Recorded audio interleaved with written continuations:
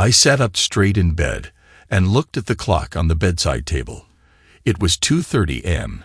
The t-shirt I wore to bed was soaking wet, as it always was when I had the dream.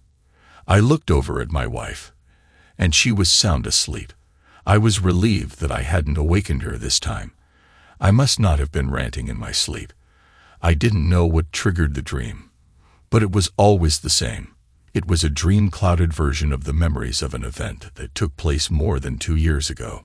In the dream, I was sitting at the desk in my study. In front of me sat a half-full bottle of scotch, an empty glass, and a .38 revolver. I would pour myself a full glass of scotch and drink it down in one large gulp. It always registered in my dream that I neither tasted nor felt the effects of the scotch as it went down. I would then pick up the gun and open the cylinder to make sure all 6 chambers contained live cartridges. Then I would say, "It's full, none missing. I want to kill them.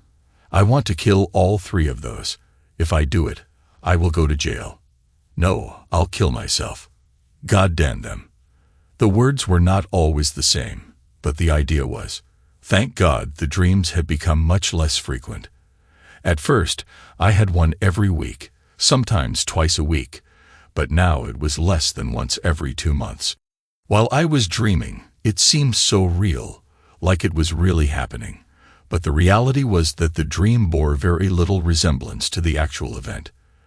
There was a bottle of scotch involved, but I was on the sofa in the living room. There was no .38 revolver. I don't own a gun. The threats to kill. I don't remember ever making those that night. I got drunk, very drunk, and fell asleep on the sofa. To make sense of this, I have to go back years to begin the story. The year 2002 was a bad one. The problem started in January, with my wife Kathy and me fighting with the city inspectors over the design of the new home we were planning to build. The inspector repeatedly rejected our application for a building permit until I finally got an engineer to sign off on our blueprint, saying that what we wanted to do was safe and met all current building codes. Once we finally had the permit, the fight began with our contractor to get him to stay on schedule, and this lasted until we were able to move into the house in August. In addition to the problems getting our house built, Kathy and I were kept very busy in our chosen careers. My name is Fred Alpin, and March 6, 2002 marked the 6th anniversary for Kathy and me. Outside of the problems we were having getting our house built, things had been going very well for us. For my part, I had been working for Independent Investigations Corporation, IC, in Indianapolis for 8 years. IC is not a typical private detective agency. We provide investigative services to large insurance companies. Our job was to investigate insurance claims for fraud, retrieve stolen property, or mitigate our clients' losses in any way possible. For our services, we were paid a percentage of the value of items we recovered or what we saved the insurance companies. I am a lead investigator, which allows me to pick the cases I want to work on and assign cases to others. This business is quite lucrative. I was 30 years old and had just started to find some gray hairs in my otherwise thick head of dark brown hair. I've been described as confident. I've heard men described as handsome, sexy, hot, a hunk, or even a wasted suit. But me? I'm confident. Whatever that means, I'm not movie star handsome or freak show ugly. My facial features are pretty average, except that my nose is a little crooked from an amateur boxing match in college. I have very dark brown eyes. At 6 feet 2 inches and 185 pounds, I have a tall, athletic build, and I always stand erect. My facial expressions seldom give away what I am thinking. Kathy was 29 years old, and at 5 feet 8 inches, she was the most stunning woman I knew. Her dark brown hair with red highlights hung in long curls to her shoulders. Her eyes were blue with tiny specks of green in the irises. At 125 pounds, Kathy was slim but very well proportioned. Kathy had the legs of a dancer, nicely shaped calves, and firm thighs with soft, smooth skin. Kathy had been the manager of the accounting department at DCNH for 2 years and had 20 accountants reporting to her. DCNH specialized in mergers and acquisitions and had been having a good run over the last couple of years, which meant Kathy had received some nice year-end bonuses. But early in 2002, there were problems at the DCNH offices in Indianapolis. In February, the manager of the Indianapolis office was fired and replaced by Greg Bartlett. Greg was about 5 feet 5 inches tall, at least 20 pounds overweight, and nearly bald, with the remaining hair forming a horseshoe around his head. Kathy said Bartlett was a good manager, and when I met him, I found him to be likable. At the same time, DCNH transferred one of their vice presidents to the office. Kathy said the company decided it was a good idea to spread their VPs around different cities so they could visit customers and help close big deals. The VP's name was Jack Hansen, and he had moved to Indianapolis from New York. Hansen was about 45 years old, 6 feet tall with gray hair. He was in good physical condition and obviously worked out regularly. When I met him, he was friendly, but he struck me as someone with a wandering eye. I noticed the way he looked at women passing by, as though he was considering whether he wanted to date them. He was married, but I doubted that would slow him down. I'd met many men like him before, and I didn't like them either. Kathy seemed to think he was great. She said everyone at DCNH did too, always talking about his great ideas for driving new business, which would mean more money for her. Construction of our new house was on schedule by summer, and the turmoil caused by the management changes at DCNH had settled down. According to Kathy, business was picking up thanks to Mr. Hansen. We moved into our new house just outside of Indianapolis in the second week of August, and we loved it. On the day we moved in, I jokingly told Kathy that I wanted to make love to her in every room in the house. Kathy looked around at all the boxes waiting to be unpacked, took my hand, and led me into the kitchen. "Let's get the kitchen out of the way right now," Kathy said. I had only been joking, but my reaction was serious. We had a passionate time together. When we finished, she headed off to the bathroom to freshen up. As she left, Kathy called back, "We'll do the bedroom tonight and the living room tomorrow. Now, get back to work." We did the bedroom that night, but didn't get to the other rooms. Between our jobs and settling into the house, we didn't have time or energy to take our intimacy outside of our bedroom.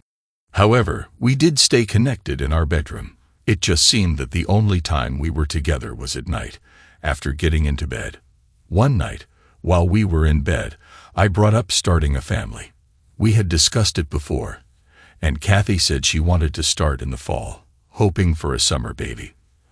"I think it's time you get off your birth control pills, and we get you pregnant," I said. "I think we should wait a little longer," she replied. Jack suggested I should wait until next year. He said I'm in line for a promotion that might happen by the end of the year. I want to wait until I get the promotion. "Jack," I asked, "since when are you on a first-name basis with corporate vice presidents?" "We're pretty informal around the office," she responded. "Why would you discuss our plans for starting a family with him?" I was irritated that she had talked about our personal matters with this guy. He asked me if we were planning on having children, so I told him we planned to start this fall. That's when he suggested I wait until next year. I wasn't happy about it, but I agreed to wait until January. Toward the end of the year, Kathy and I were both working long hours, and we weren't spending enough time together. We tried to make weekends special, and that helped, but our work even began to intrude on our weekends. DCNH was trying to win a contract for a large merger opportunity, which kept Kathy's department busy. As for me, I was running 3 investigations that I needed to close before the year's end. On the last weekend in November, Kathy and I both managed to get time off, so we went out and did our Christmas shopping. At dinner that evening, Kathy shared some good news. "It looks like we'll close a deal with National Pharmaceutical to handle their merger with Keystone Pharmaceutical by December 20th. That means I should get my promotion this year." "Really? That's terrific. Then we can start working to get you pregnant. Why don't we start tonight? Can't start tonight. I'm still on the pill, she said. Besides, I want to wait a few more months to get settled into my new job before taking off for maternity leave. And don't you dare tell anyone that I told you this. I could get into a lot of trouble if this got out, and it could kill the deal with National. I was disappointed that Kathy wanted to delay starting a family again, but I understood her reasons. You know I won't tell anyone, I said. Should I buy stock in National Pharmaceutical on Monday? Hell no, she replied. That's insider trading. If you do that, we could all go to jail. I was just joking, I said. I know we can't do anything like that. You can count on my discretion. I know, she responded. I'm just nervous about this one. We're so close, I don't want anything to go wrong. December is company Christmas party season, and our company was no exception. Our party was on Friday, December 6th. The party was pretty tame. There were about 43 people in attendance, including employees, spouses, and significant others. We had drinks, appetizers, dinner, and then dancing. The main reason our party wasn't wild was that most of the IC employees were investigators, and we spend most of our time in the field. We don't know each other all that well. I have one close friend at IC, Bill Ripley. We've worked together on several cases over the years. As for the rest of the team, I know who they are, but I couldn't tell you their spouses' names or how many children they have. We're not a close-knit group, unlike Kathy's crew at ECNH. Kathy and I sat with Bill and his wife, Susan, and had a good time despite the low-key party. We stayed until midnight, and then Kathy and I went home. When we got into the house, I led Kathy up to our bedroom. Once there, I pulled her close and kissed her. Then, while holding each other, I began to kiss her neck, which drives her crazy. As I did this, I couldn't help inhaling her wonderful scent. She asked me to sit up, then helped me undress and lie down on the bed. She climbed on top of me, and her confident, assertive demeanor caught me off guard. "Oh yeah," was all I could manage to say. Alone, her scent was enough to invigorate me, and soon we were fully connected in our private world. After a few moments of intimacy, we started discussing our future family, both agreeing on having 2 kids, 2 years apart. Kathy mentioned she would stop taking her birth control pills in February, hoping for a baby in November if she got her promotion. Although I wasn't thrilled about the wait, I respected that she would be the one going through the pregnancy. It was kind of strange, but nice, to talk about baby names while being so close. I loved Kathy with all my heart, making that night incredibly special to me. Saturday brought a disturbing change. I had to work a half day, and when I came home, Kathy was sitting in the family room, staring out the window. She didn't look at me as I came in, and when I spoke to her, she jumped as though she hadn't realized I was there. Something was clearly bothering her, and it was a big deal. I wanted to ask her about it, but I gave her time to open up. After dinner, I decided to press her for an explanation. Early in our marriage, we made a deal. Whoever cooked could relax after the meal while the other did the dishes. That night, Kathy cooked, so I cleaned up. When I was done, I joined her in the family room. "Kathy, what's going on? It's obvious something is bothering you. Is there anything I can do to help?" I asked. "There's a problem with the National Pharmaceutical deal," she said. "It turns out that National's president, Mr. Benson, is making unrealistic demands. If we don't meet them, it could cost us the deal. If we don't get this contract, it will ruin everything." "It won't ruin everything," I said.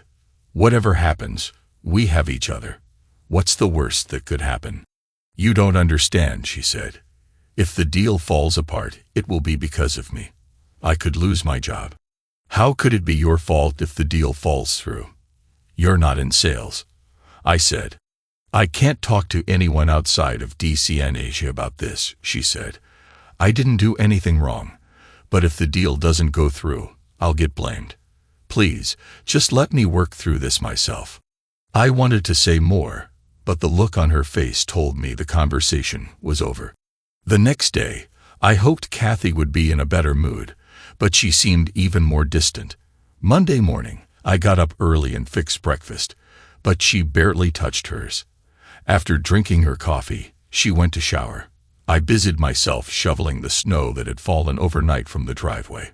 When I came back into the house, Kathy was getting ready to leave for work. "It's only 6:30. Why are you leaving so early?" I asked. "I have to get ready for some important meetings," she said, giving me a brief kiss before heading to the garage. Monday is trash day, so I had to empty all the wastebaskets and take the trash out to the curb. While dumping the wastebasket from our bathroom into the trash bag, something fell out and disappeared. I tried to find it for a few minutes, but eventually gave up. I took the trash out and brought the bins to the street. Back in the kitchen, I took another look around to find the object but didn't see anything. I went upstairs to shower and get ready for work. Monday evening, I tried to broach the subject again. "Have things gotten any better at work?" I asked. "You know I can't talk about this," she said. "I'm under a lot of pressure, but I'll get through it." By Wednesday, Kathy started to come out of her funk. When I came home that evening, she greeted me with a kiss and told me she loved me, something she hadn't done since Friday night. Although she wasn't completely back to normal, the faraway look was gone.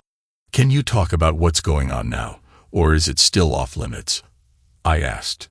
"I'm not supposed to talk about it," she said, "but it looks like we found a way to make Mr. Benson happy. Jack thinks things will turn out all right." I could hear relief in her voice, but she didn't smile, which told me she was still under stress. I hoped it would all be over soon. For some reason, it always bothered me when Kathy called Hanson Jack. She explained that things were informal at the office, but she referred to Greg Bartlett as Mr. Bartlett. I guess I didn't understand. That night, Kathy wanted me to hold her, but she didn't want to be intimate. I was beginning to feel the weight of Kathy's problems. I held her until she fell asleep, then rolled over to my side and tried to sleep. After 20 minutes of tossing and turning, I got up and went to the kitchen for a drink. While standing at the island counter drinking my water, I spotted Kathy's briefcase on a chair. I had never invaded Kathy's privacy before, but for some reason that night, I decided to look inside. Kathy hadn't locked the case, so I set it on the countertop and opened it. There were a lot of papers, but nothing that answered my questions. I took out her day planner and looked through her calendar and notes. Monday showed 2 meetings with Mr. Bartlett.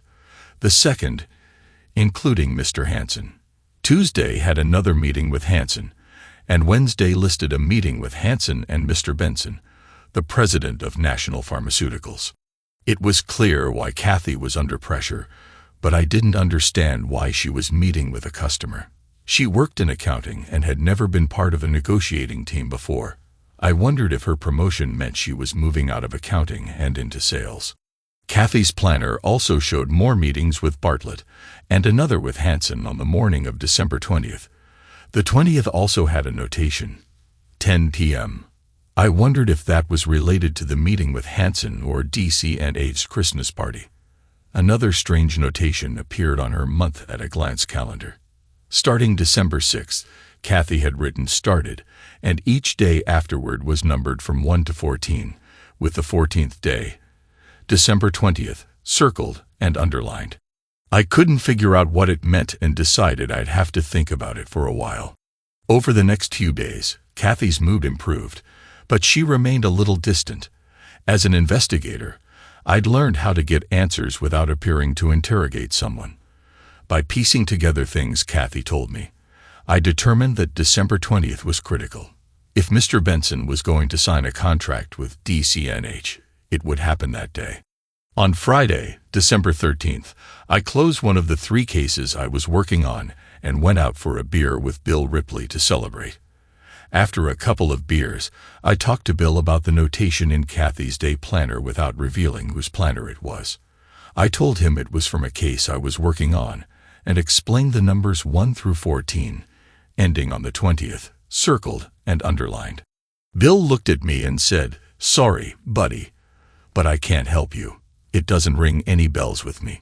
You said the planner belonged to a woman, right?" "Yes," I replied. Then I suggest you talk to Mary Frell, Bill said. You might need a female perspective to crack this one. Bill was right. A woman's perspective was probably what I needed. Mary Frell was one of the best investigators at sea and one of only 3 women in the company. I dropped the subject so Bill wouldn't start thinking I was obsessed with the case. We had a couple more beers and just talked. During our conversation, I mentioned my dream of someday starting my own investigative agency. If you ever do, let me know, Bill said. I'll come work for you, but you'll have to pay me better than I see now. Bill was laughing as he said that. Pay you more? Hell, you're already overpaid, I said. I'm serious, Bill replied. If you ever do decide to go out on your own, come talk to me. It will probably never happen, I said. But if I ever start my own agency, you'll be the first person I talk to. We chatted a while longer, and then I went home. It was another frustrating weekend. Kathy was attentive and affectionate, but somehow we managed to get through the weekend without being intimate. Kathy and I hadn't been close for more than a week, and it was beginning to disturb me. Not just because I was being cut off, but because I didn't understand why. On Monday morning, I told Kathy that I was probably going to have to work late every night to try and wrap up the 2 cases I was working on. You can't work late Friday, she said. You have to be home in time to get ready for the party. What time do we have to be there? I asked. The party starts at 8 o'clock. I want to be there no later than 8:30, Kathy replied. So you need to be home by 7 o'clock to get ready. Okay, I'll be home by 7, I said. I was frustrated, and by midweek, I was beginning to get angry with Kathy. I had closed my second case on Tuesday and took Kathy out to dinner to celebrate. But afterward, she told me she didn't feel well. Once again, we did not connect, and she put me off again on Wednesday night. It took all of my patience not to blow up at her. I knew she was going through a lot at work, but there was a limit to how long I was willing to wait. I convinced myself that everything would be resolved after Friday. Kathy would know about the National Pharmaceuticals deal, and should also know if she was getting her promotion. So I was prepared to be patient, at least until Friday. On Thursday, I had all but closed my last case. I would have one chance at a quick resolution on Friday morning. But if that didn't work, it would take the rest of the day. The problem was, if I didn't catch a break in the morning, it would be difficult to get everything done and be home by 7, as I promised Kathy. That evening at dinner, I told Kathy I was going to have a hard time getting home by 7. You promised, she said angrily. I know, I replied. I'm sorry, but I'm so close to closing this tomorrow. Tom, I could see her anger building. Kathy, you don't have to wait for me if I'm not here on time. Go without me. I'll get there as soon as I can. I should be able to make it by 9. I don't want to go without you, she said. I guess 9 o'clock will be all right. It's just that, well, I can't be any later than that. I'll do my best to get home by 7:30. If I'm not here in time, I'll meet you at the party, I said. Kathy didn't say any more about it. On Friday morning, I got the break I needed in my case. I had been assigned to recover some stolen jewelry from a home break-in. The merchandise was insured for over $1 million. The thief contacted the insurance company, offering to sell the jewelry back for $250,000, saving the company $750,000. The insurance company agreed and asked me to handle the transaction. It had taken me a while to gain the thief's confidence, but I set up a meeting to transfer the money for the jewels. I had to go to the insurance company to get the money, which involved a lot of paperwork. Luckily, I identified the thief and followed him to a coffee shop Friday morning. Then I called him to arrange the meeting for that afternoon. After the call, I followed him to an old garage on the west side of town. From across the street, I watched him go into the garage, open the trunk of an old car, and close it without taking anything out. Before leaving, he looked around but didn't see me. As soon as he left, I crossed the street and used a tire iron to break the small padlock on the garage door. Within minutes, I had the trunk open and found a small canvas bag containing all the stolen jewelry. I locked the garage as I left, taping a note to the broken padlock that read, "Better luck next time."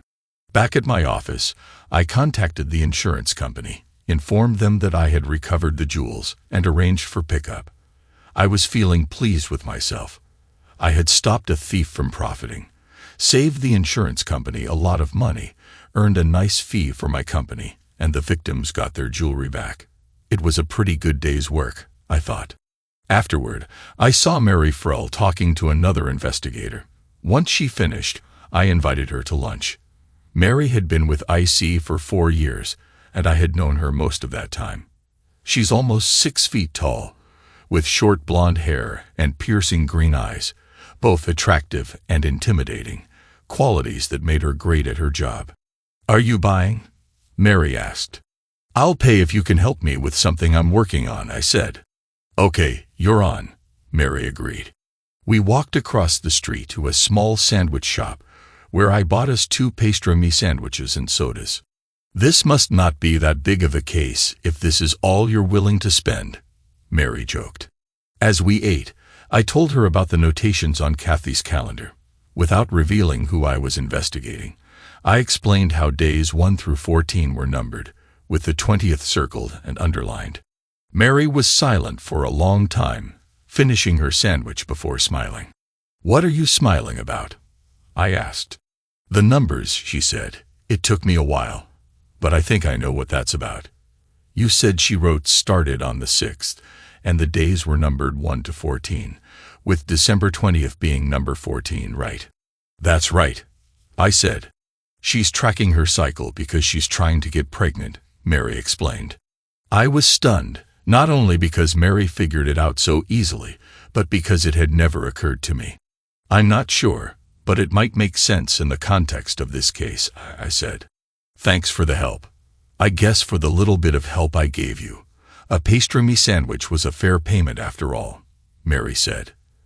After we finished our lunch, Mary and I went back to the office, and I spent the rest of the day catching up on paperwork and wondering why Kathy would be tracking her menstrual cycle.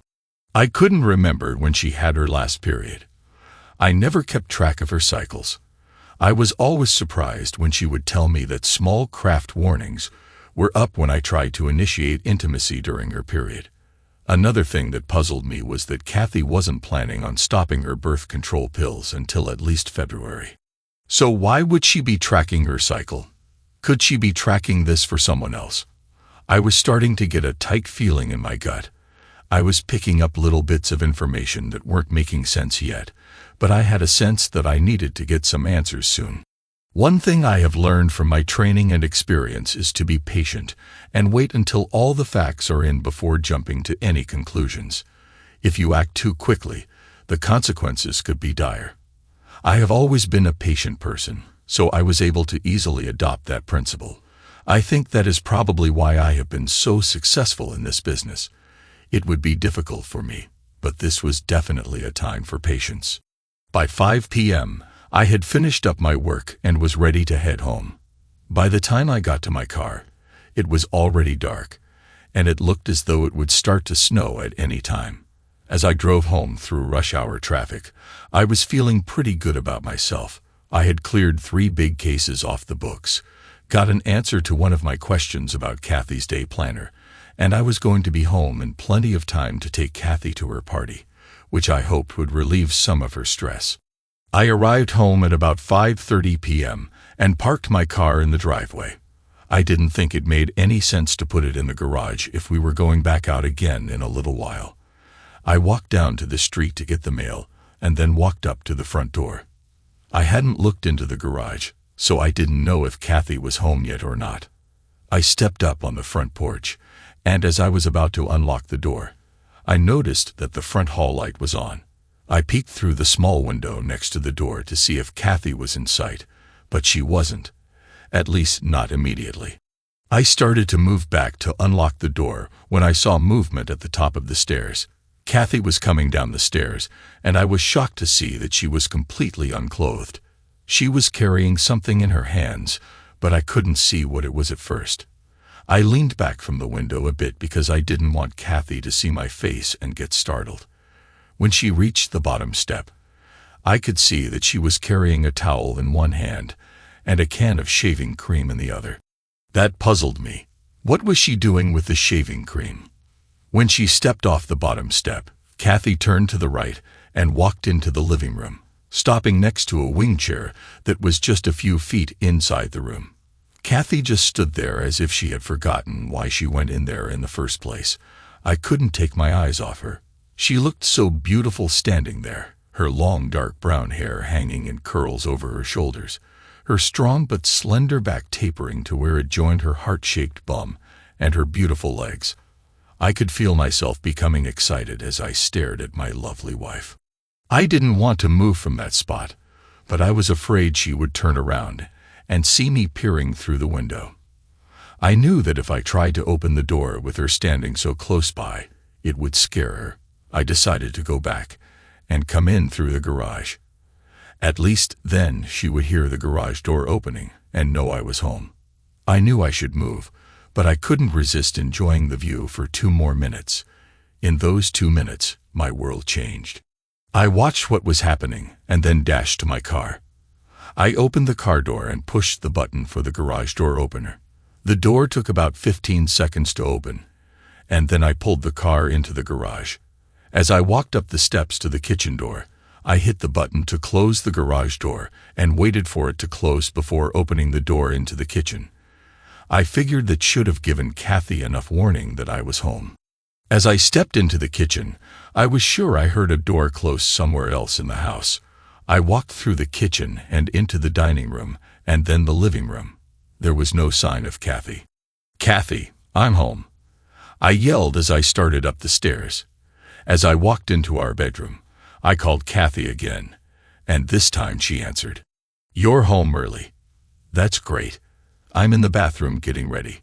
Why don't you use the shower in the guest bathroom?" Kathy said. "Why?" "I'm busy in here," she added. I pretended that I didn't hear that, and just walked in on her. "What did you say?" I asked. Kathy was sitting on the side of the bathtub, and when I came in, she quickly tried to cover herself, but not fast enough. "I told you I was busy in here. Get out," she said. "What are you doing?" I asked. Kathy gave me a nervous look. She had been just about to start shaving when I walked into the bathroom. "It was supposed to be a surprise," she said. "For whom?" I asked. "For you, of course. I wanted to surprise you when we got home from the party tonight," she said. "Did I ever tell you I wanted you to shave?" I asked. "No, but I thought that I might," she said. "I don't remember you telling me that you wanted to shave yourself," I said. "I know I never mentioned it, but where did you get the idea that I wanted you to shave?" "Most certainly not from me," I said. Kathy was struggling to come up with an answer, and I was getting angrier by the second. "I just thought it would be something different. A lot of girls are doing this now, and I thought you might like it," Kathy said. "Shouldn't we have discussed this first to at least see how I felt about it?" I asked. "Maybe, but after all, it's not that big of a deal. It is my body, and if I want to shave off my kitty hair, that's my decision. If we don't like it, it will grow back," she said. She did have a point, but I wasn't giving in because there was more going on than what appeared on the surface. "Don't shave it now," I said. "We can discuss it later, and if it is that important to you, you can shave it tomorrow." The look on Kathy's face was more than just anger. There was also fear. I could understand the anger directed at me, but I couldn't understand the fear. "I'm ready to do it now, so why should I have to wait?" she said. "Because your husband is asking you to wait," I replied. "I don't like bald kitties. Why is it so important that you do it now?" I was all set to do it and want to do it now. "It's my hair, and if I want to shave it off, I will," she said. "Okay, then go ahead and shave. But if you do, you'll have to go to the party alone," I said, turning to walk out of the bathroom. "Why are you being so unfair? It's just something I want to do. So why do you have to make a big deal out of it?" Kathy asked. "I'm making a big deal out of this Because I don't think you're telling me the truth about why you want to shave your kitty, I said. You know I like your hair, so I know you weren't thinking of me when you decided to shave yourself. If you can't tell me the truth, then I will not discuss this any further. You can leave it alone, and we will go to the party, or you can shave it and go to the party by yourself. It's your choice. Kathy gave a sullen look, put the razor down, and climbed into the shower. I showered after Kathy and then lounged around in my bathrobe, drinking a beer while Kathy put on her makeup. Kathy didn't speak to me the whole time we were getting ready to go. I knew she was angry with me, so I didn't try to start any conversations, as that would only increase my own anger. I just tried to watch her surreptitiously as she got dressed. As angry as Kathy was with me, I would have been very surprised if she was dressing that sexy for me, unless it was to make me jealous. I wondered if she was dressing for someone else. Next, Kathy sat on the edge of the bed and put on a pair of black thigh-high stockings. As she rolled the stockings up her legs, I wondered if she was aware that I was watching her. Kathy didn't seem to acknowledge my presence in the bedroom. When she had both stockings pulled up, she got off the bed and walked to her closet. Even with everything that was running through my head, I still got an erection as I watched Kathy walking away from me. She disappeared into her closet and came out a minute later with her black cocktail dress already halfway on. She walked into the bathroom, pulling the dress down the rest of the way, and sat in front of the mirror to fix her hair. When Kathy came out and stood in front of me, I could feel my anger melting. But I couldn't allow that. I was going to need it to stay strong because I still didn't know what lay ahead that night. At 7:30, I asked Kathy if she was ready to go. I'm ready, she said. You look really beautiful, I told her. You're going to melt someone's heart tonight. Kathy turned to go out the door and said, Yours, I hope. I wondered if she meant to melt my heart or break it. We drove in silence for the first 15 minutes before Kathy finally spoke. I'm sorry about the shaving thing, she said. I just thought it was a good idea at the time, and I was so nervous about tonight that I guess I just snapped when you gave me a hard time about it. No problem, I said. We can discuss that over the weekend, but let's try to have some fun tonight. I was trying to lighten the mood a little. The party was catered at the company's offices in a large classroom on the first floor. As soon as Kathy and I walked in and checked our coats, Hanson came over and said hello. He took Kathy aside for a minute. I felt my blood pressure rising as I watched them. Kathy nodded yes a couple of times, then shook her head no. Hanson seemed upset, and Kathy became more animated. Their conversation ended when Hanson started to walk away. But then he spun around and came back, smiling. He suggested something to her, and I could tell she wasn't happy about it, but she nodded yes. When Kathy came back over, I asked, what did Hanson want? The national pharmaceutical deal is closing tonight. I have to go to a meeting at 10 o'clock with Jack and Mr. Bartlett. If the meeting goes well, we'll get the national contract, so you'll get your promotion, she said. Yes, if everything works out, she added, not looking as happy as she should have been. Then we can start trying to make a baby, I said, hoping to get a reaction. Yes, we can start our family, she said without emotion. As we walked into the big room where the party was being held, Kathy slipped her arm through mine and leaned close. The room was nicely decorated, with tables around the perimeter. A band was set up at one end, and there was a dancing area. At the far end, there was a buffet and an open bar. I scanned the room to see who was there. I didn't know many of the DCNH people well, but I was good at remembering faces. It didn't take long to spot him. He was standing next to the bar by himself, about 35 years old, around 6 feet tall and fit, dressed in a dark blue double-breasted suit. He looked like a handsome man. I pointed to him and asked Kathy, "Who's that guy standing by the bar?" "I don't know," she replied, but I could tell by her body language she wasn't being truthful. "Why don't we go over and get a drink?" I suggested. "There are some of my department members over there I'd like to say hello to. Why don't you get us both a drink, and I'll wait for you." She agreed, and I made my way to the bar. I ordered Kathy a glass of red wine and got myself a beer.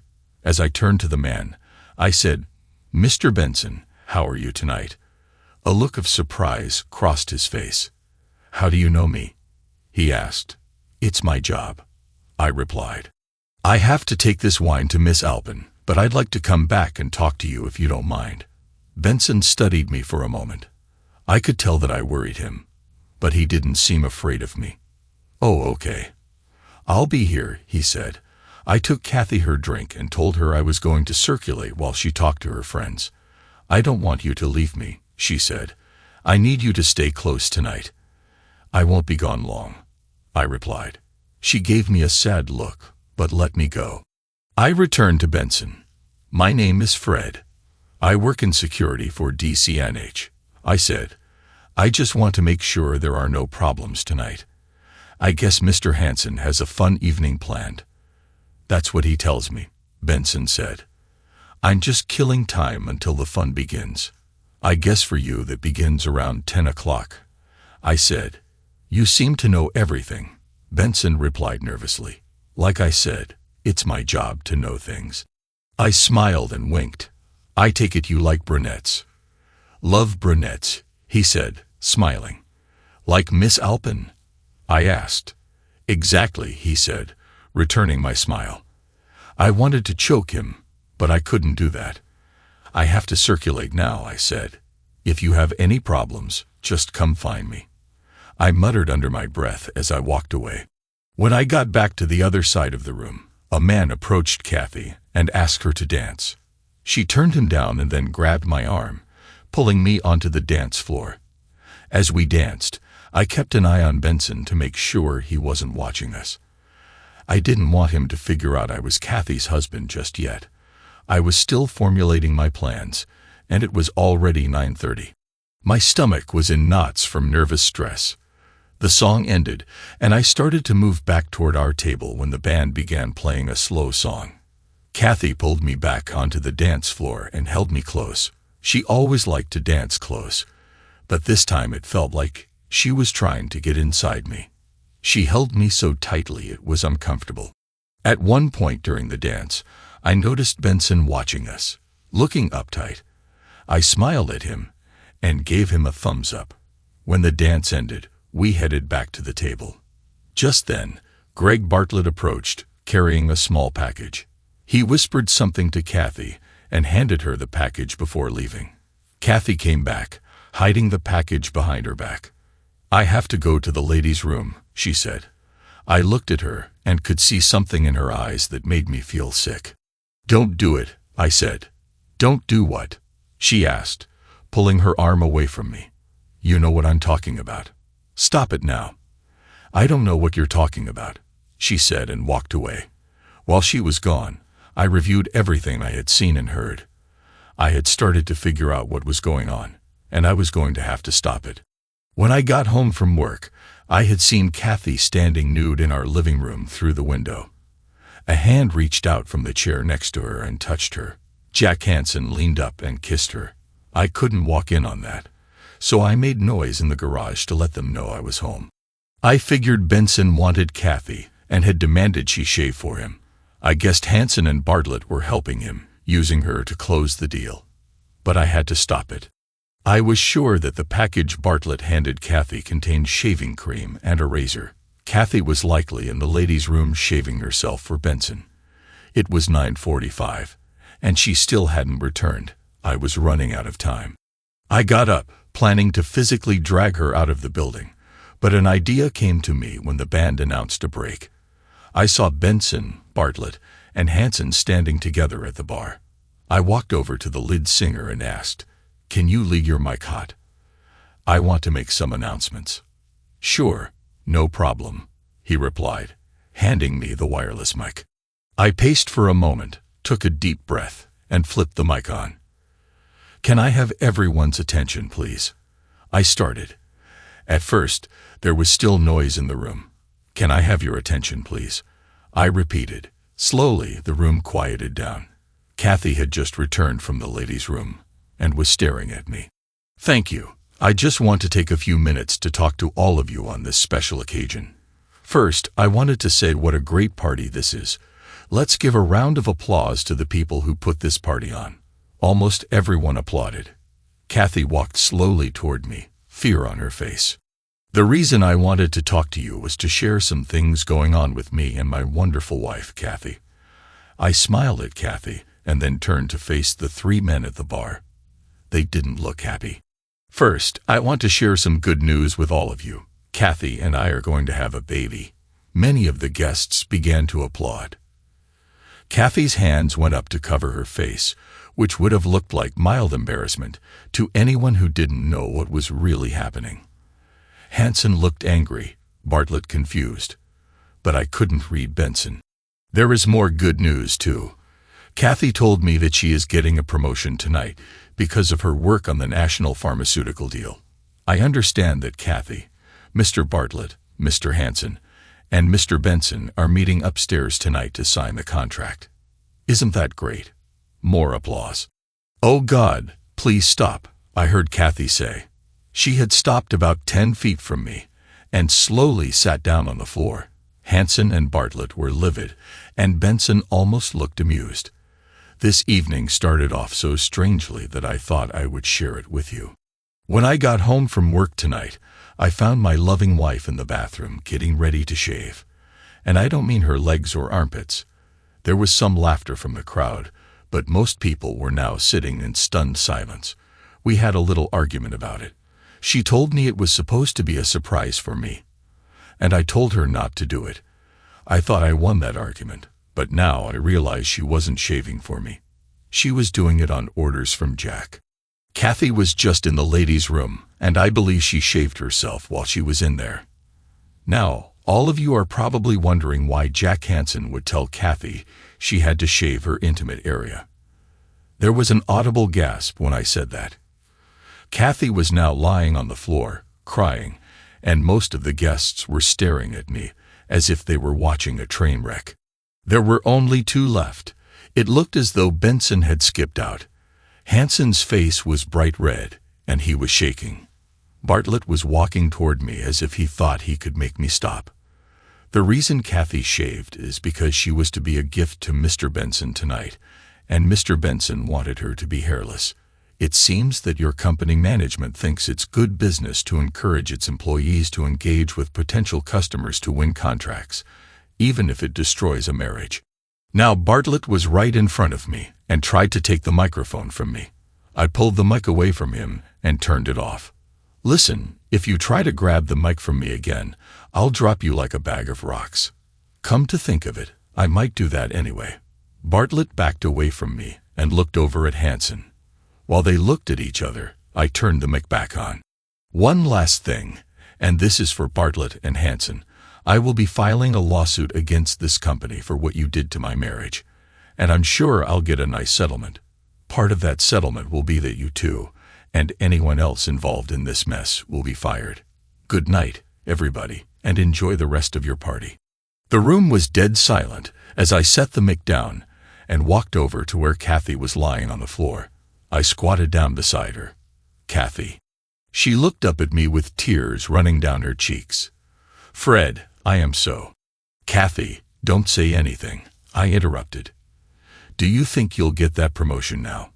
I stood up and looked around.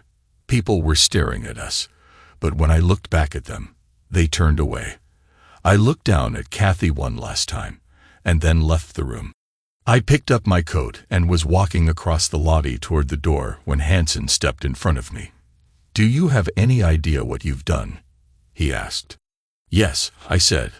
I stopped you before you and your cronies could finish ruining my marriage. I hope I cost you millions.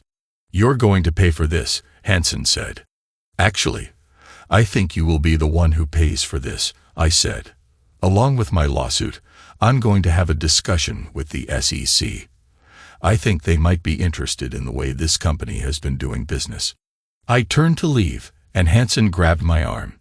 Just a minute. I'm not through with you yet, he said. I brushed his arm away. You touch me again, and you won't be walking when you leave here tonight, I said.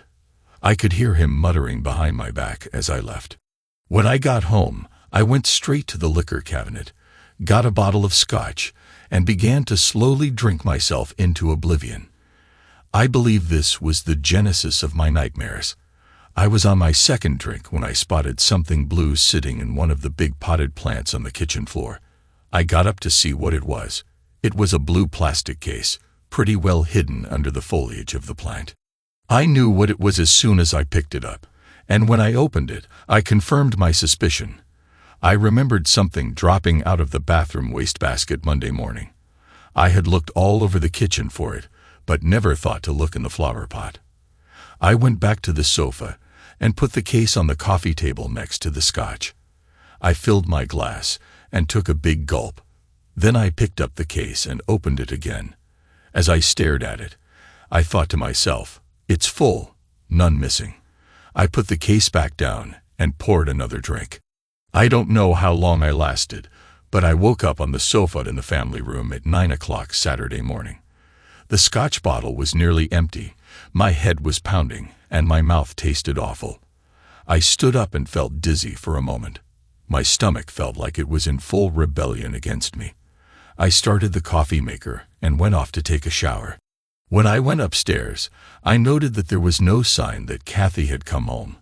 I didn't really expect that she would, either because she was afraid to face me, or because she was upset that I had disrupted everything at DCNH. I wasn't exactly sure if I cared either way. The shower helped. I felt a little better after 2 cups of coffee, scrambled eggs, and toast. I sat down on the sofa in the family room, trying to think about what my next move should be. It broke my heart to think about how much I had loved Kathy. I wondered how she could have done this to us. I couldn't believe that her ambition was so strong that she would agree to such an arrangement for a business deal. As if that wasn't bad enough, she was willing to shave herself for him too, just because Jack Hansen told her to. I doubted I would ever be able to forgive her for any of this, but I knew that I would have to give her a chance to explain herself if she wanted that chance.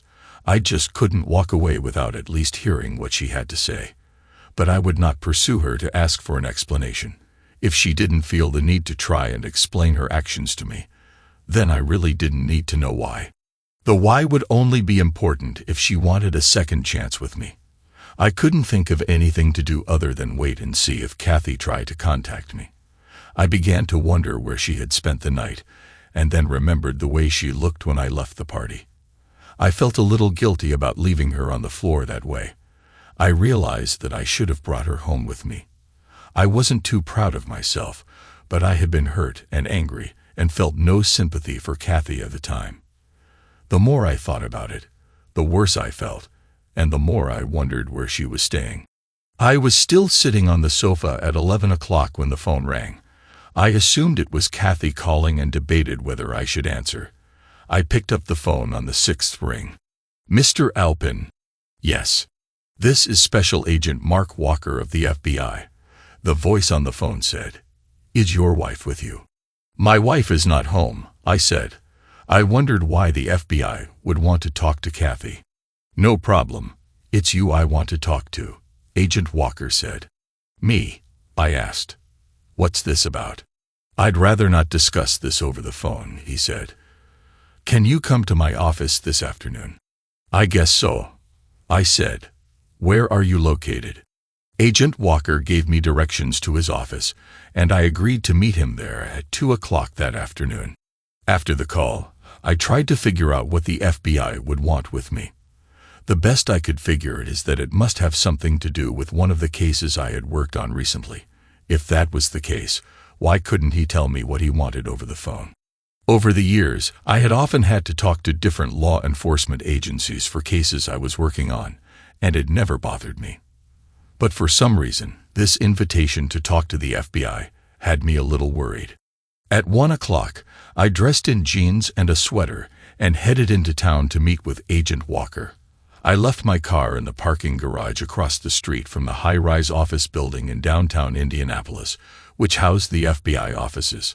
I took the elevator up to their 7th-floor office and gave my name to the receptionist. "I'm here to see Special Agent Walker," I said. "Have a seat," "And I'll let him know you're here," she replied. I only had to wait 2 minutes before he came into the lobby to get me.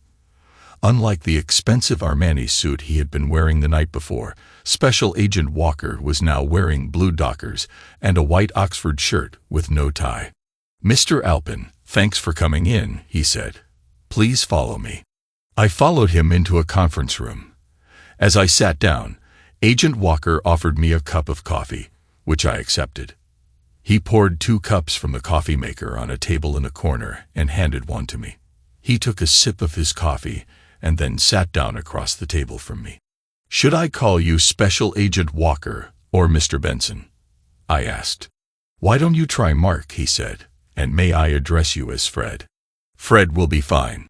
"I guess you must be pretty confused right now," Mark said.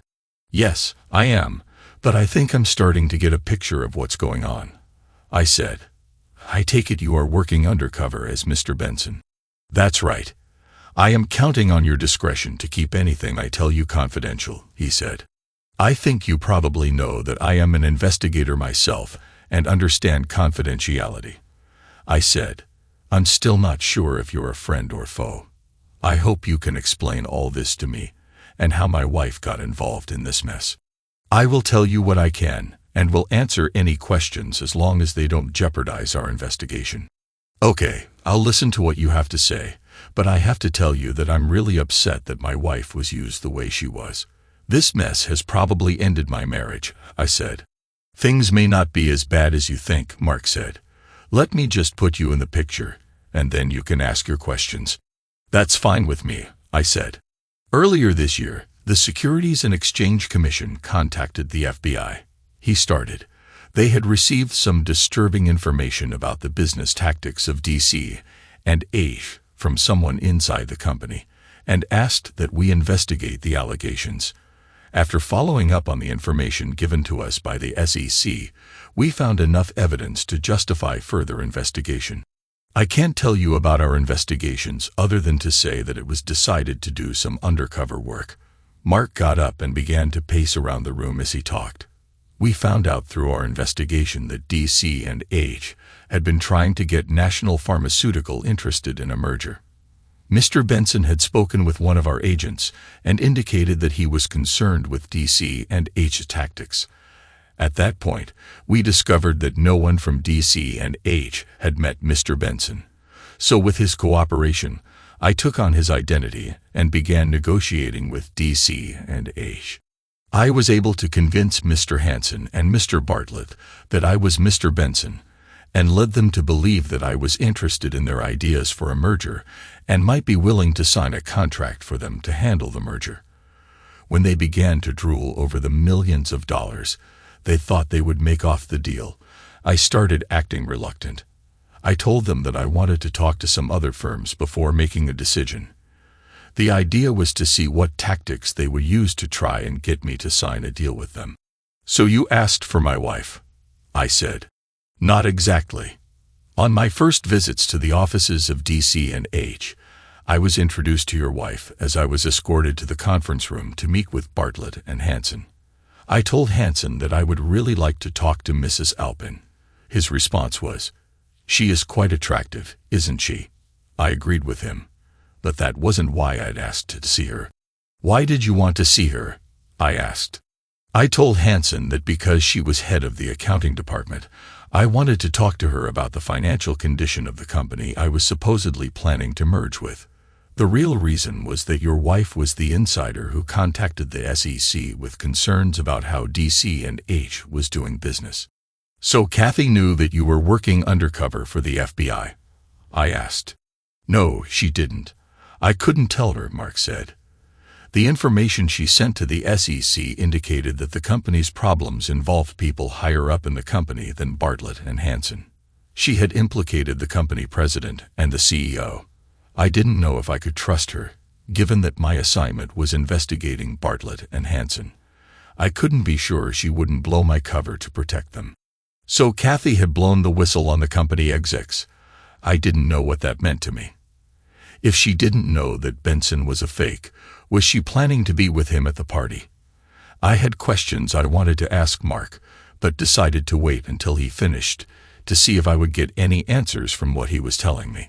As I was saying, I had indicated to Hansen that I might back out of the deal, so he asked me what it would take to get me to sign with DC and H.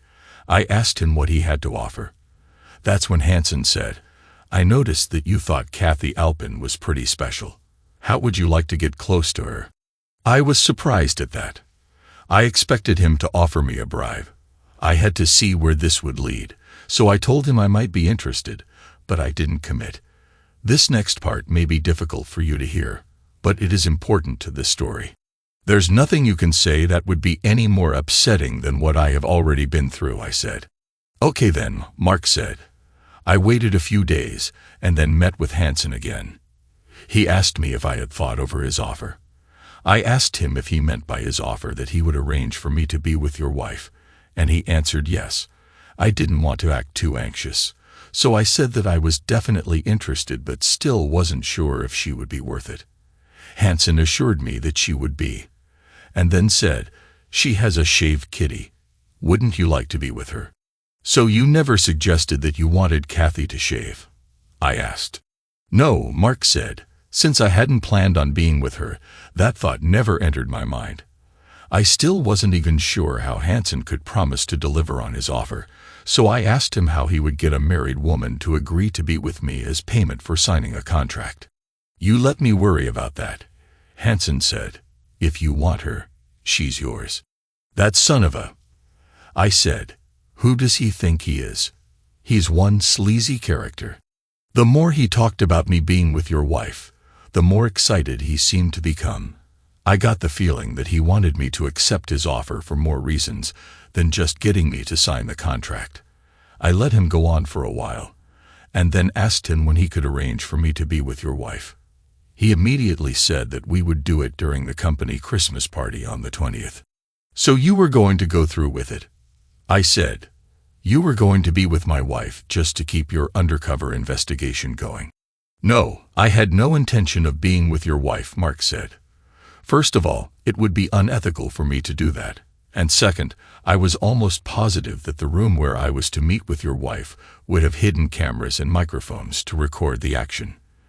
This was to be more than just a favor to get me to sign the contract. It was also designed to give them material that could be used to blackmail me." "How were you going to get out of it?" I asked. "I planned to balk at the last moment and say that the circumstances weren't right. Then I was going to say that I would be willing to close the deal, but that Mrs. Alpin would have to join me in my hotel room after the party. Then, once I had her alone, I was going to identify myself and bring her down here to be interrogated. We planned on arresting Bartlett and Hansen today. We thought that by this morning we would have enough evidence to indict them both. Then last night, you walked up to me and introduced yourself and said that you were with security. The fact is, I knew who you were, and I was afraid that you knew what was going on and were a party to it. I wasn't sure which side of things you were on until you got up and made your speech." "Oh," I said. "I hope I didn't mess up your investigation, but I couldn't stand by and just let my wife give herself to another man as part of a business deal." "I understand," Mark said. "And you didn't really do any damage. You actually saved me from having to deal with the meeting I was supposed to have with them at 10 o'clock last night. I was able to leave with my cover intact so that I could talk to Hansen again this morning. He made me a large cash offer to sign today. I told him I would meet him in his office Monday morning, and when he hands me the money, we will arrest him and shut down the operations of DC and H while we do an in-depth investigation of every deal they've been involved with for the last 3 years.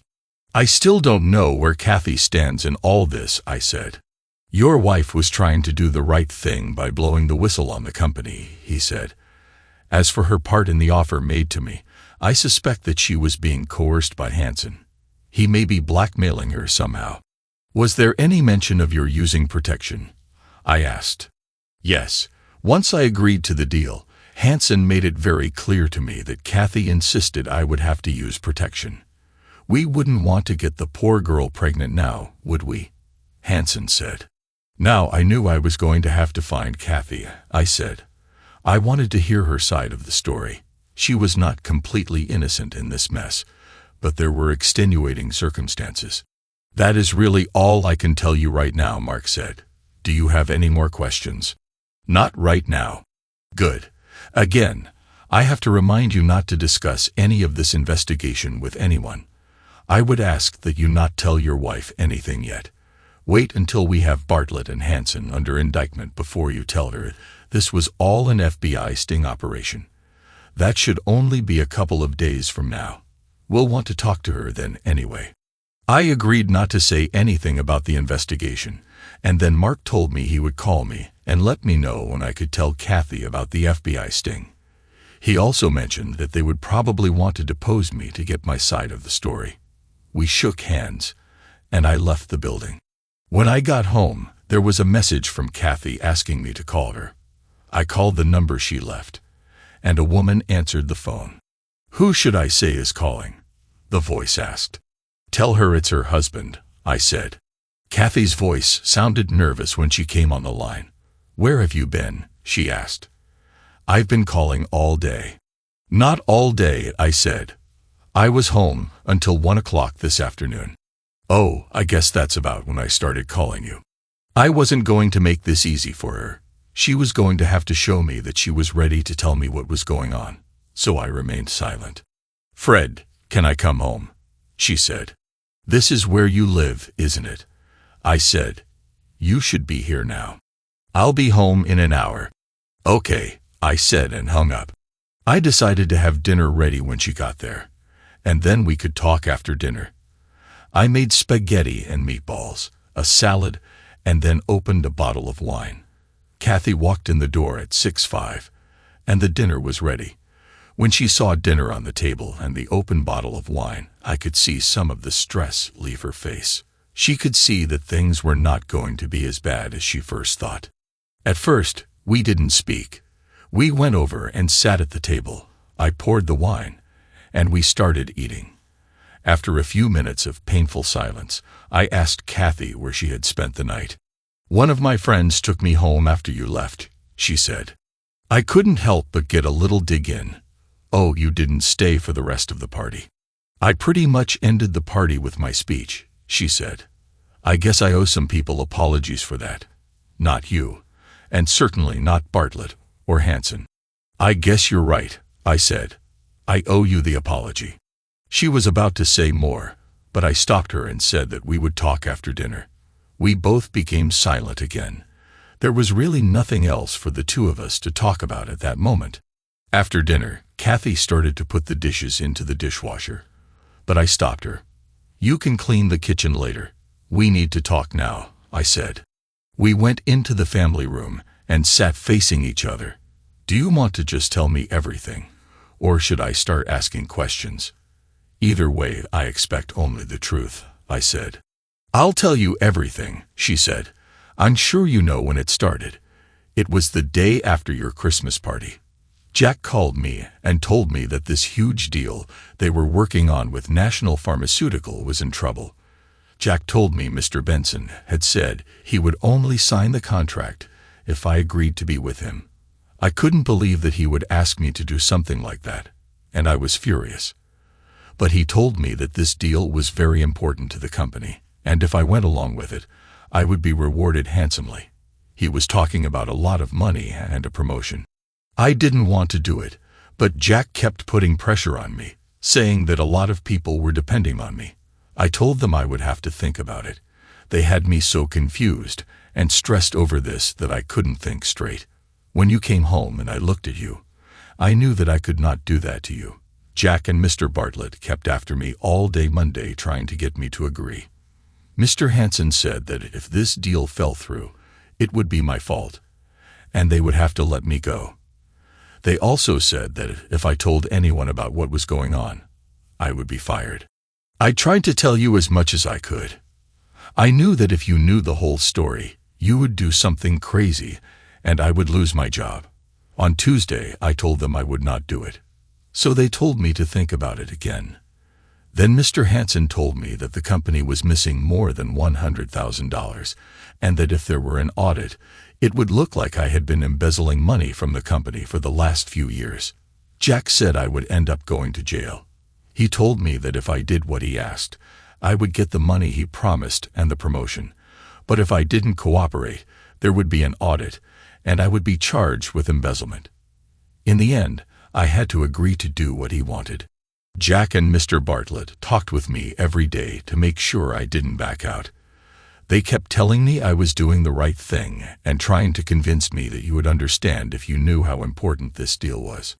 I had listened passively up to this point, but I was getting angry. You can't believe that I would ever have thought what you were doing was all right, I said. You should have told me everything. I would have found a way out for you. I know, Kathy said. Once I decided to go through with it, I felt a little better. But I felt so guilty about what I was doing to you. You have to understand that I was terrified of going to jail. I had to risk it. On Friday, Jack called me into his office and told me that Mr. Benson wanted me to shave all my pubic hair off. I told him I couldn't do that because you would be angry. But Jack said it would be a deal breaker if I didn't shave it off. Mr. Benson would walk away from the deal. Jack told me to shave it off before the party and not let you see it until later. Then I was to tell you it was meant to be a surprise. He said that if you got mad, all I had to do was say that I was sorry and that I would let it grow back. The problem was that you came home earlier than expected and caught me getting ready to shave it off. So, was I right? I asked. Did you shave yourself in the ladies' room at the party? Kathy looked down at her hands. Yes, Mr. Bartlett sent someone to the store to pick up a razor and some shave cream, and I went into the ladies' room and shaved myself. When I came back to the party, I saw you at the microphone trying to get everyone's attention. I was so scared.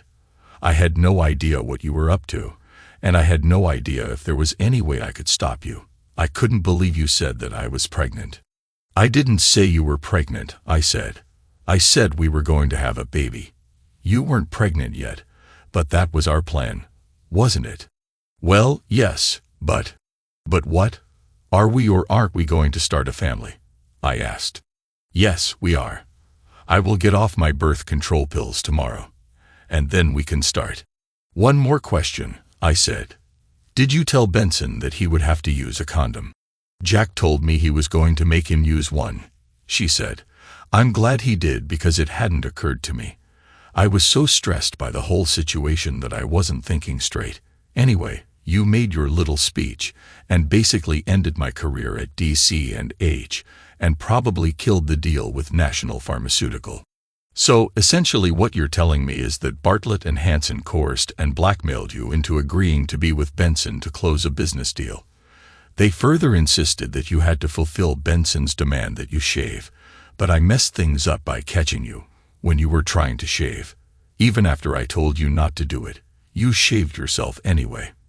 In the end, the only reason you didn't end up being with Benson is because I messed everything up with my little speech. Does that about sum it up?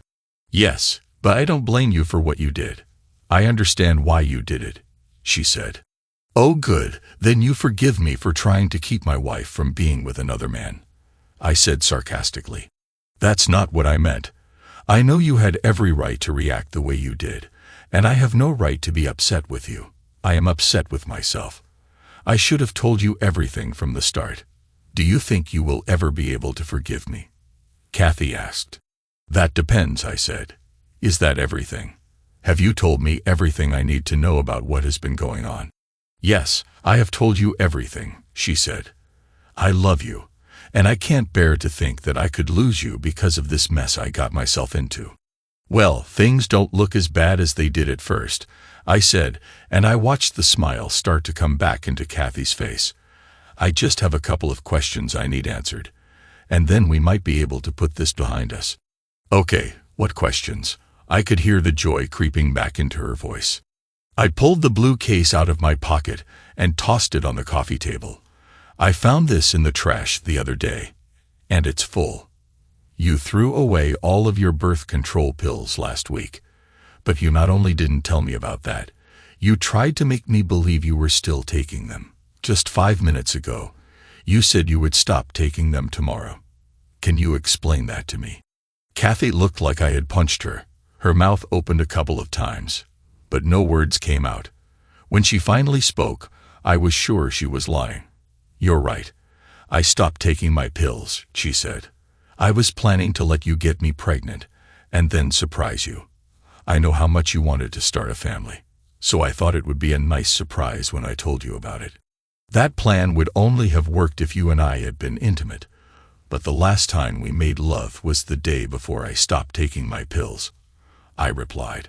"It's just that I was so upset about what Mr. Bartlett and Jack wanted me to do that I wasn't in the mood during that time," Kathy explained. "Were you aware that last night was the most fertile night of your cycle?" I asked. That was another question that stunned her. "No, I wasn't aware of that. I had too many other things on my mind to be thinking about that," she claimed. "It just strikes me as odd that you were planning on being with Benson last night, which happens to be in the middle of your cycle, and it never occurred to you to insist on protection, but it did occur to Jack to require it," I said.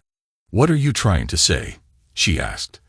"That I knew I was fertile and was willing to take a chance of getting pregnant?" "I would never do that," she protested. I could tell Kathy was really rattled.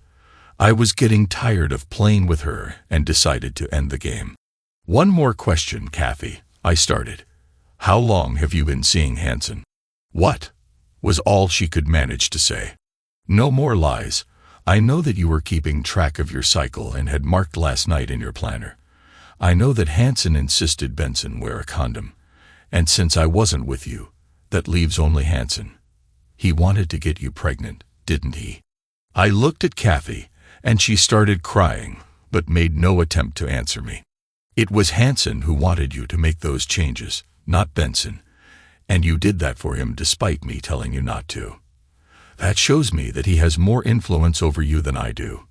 Lest you think I'm just guessing, last night when I came home, I saw you standing in the living room with Hanson. He kissed your stomach, the way a man often does when he's thinking of a baby, his baby. Did you think I wouldn't know, or were you planning to leave me all along?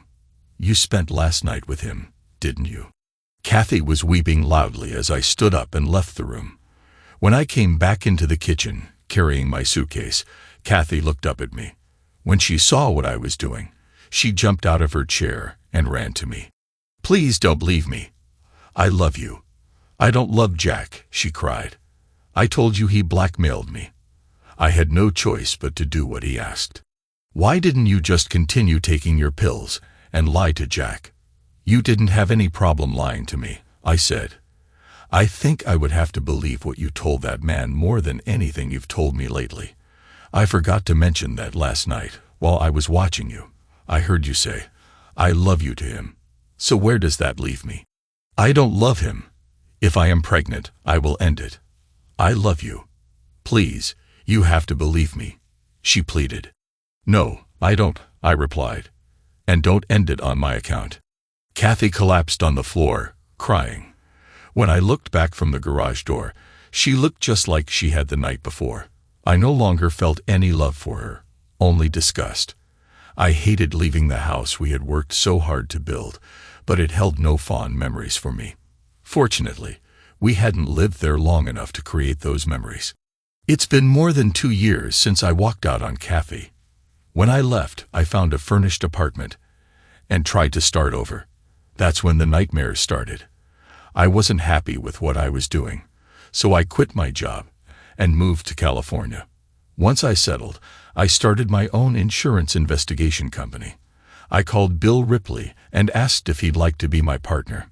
2 months later, he joined me. When he arrived, he told me that Mary Fox had heard about our company and asked if we had a job for her. Mary moved out here 14 months ago, and we started dating 2 months later. After 3 months, we moved in together. I was surprised that I fell in love again so quickly. I wasn't in a hurry to marry, but I liked having someone to share my life with. I've kept in touch with my contacts in Indianapolis, including Special Agent Mark Walker. It turned out that Kathy had blown the whistle on the company president and CEO under Jack Hanson's direction. Hanson had them in trouble for shady deals, so the board would fire them, and he'd take over as company president. Apparently, Kathy wasn't lying when she said she didn't love him. She was using him because he was in love with her.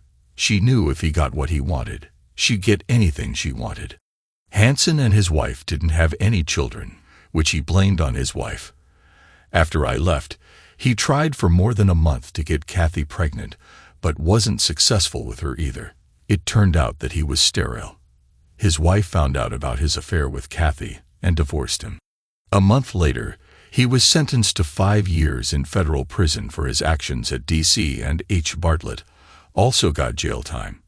He will be spending 2 years at a minimum security federal prison. Kathy was fired by D.C. and H., and then the company was reorganized, and shortly after that, bought out by a larger consulting firm. The last I heard, Kathy was teaching bookkeeping at a community college just outside of Columbus, Ohio. I try not to think about Kathy, but the wounds are still too fresh for me to recall the good times we had. I don't miss her, which is a relief. Mary more than fills the gap Kathy left in my life, and that is why I marry her. Now, here I sit, staring down at her and wondering if I should wake her up, not to tell her I had the dream again, but to tell her I love her. Last night, Mary told me that whenever I decide I want a baby, all I have to do is ask. But make sure to get your order in early because you have to wait 9 months for delivery, Mary added. I'm thinking of placing my order tomorrow. By the way, in case you were wondering about DCNH, you were right if you were thinking Dewey, Cheatham, and Howe. Thanks to everyone who took the time to listen to today's stories. If you enjoyed it, please consider liking and subscribing if you haven't already. Feel free to share your thoughts on the events in the comments below. Take care.